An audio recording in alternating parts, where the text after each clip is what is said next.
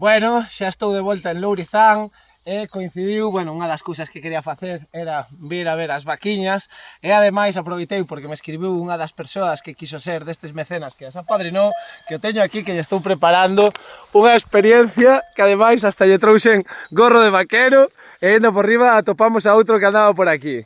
Bueno, solo por saber, que che parece un pouco a iniciativa? Pois a verdad que o paso que dieron adiante dende Sabia Nova, pois xa podes comprobar, é unha maravilla para o monte, favorece a biodiversidade, elimina especies invasoras e ao final pois é unha aposta en valor da gandería que sobre todo nesta zona de Pontevedra o Morrazo pois é algo que non se valora.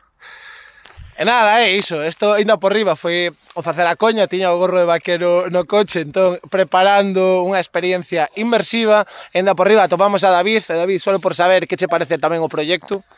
Pois a min pareceme que son ideas que deberían estenderse entre outros concellos, outras comunidades de montes, porque aínda que parece que só nos preocupa a monte a xente en xeral cando pasan desgracias como os incendios, este tipo de actuacións son as que fan que estes episodios que son tan catastróficos pois non teñen lugar con tanta frecuencia e creo que deberíamos ser todos conscientes deste tipo de iniciativas, así que hai que agradecer moito a Sabia Nova este tipo de accións.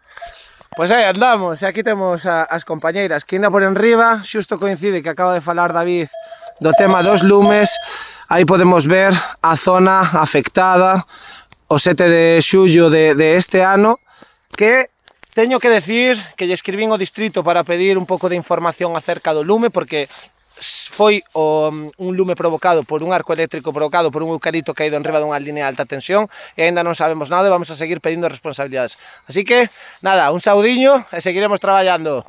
Despedide a ese vaquero. Chao. Veña, un saúdo. Que dice, mija?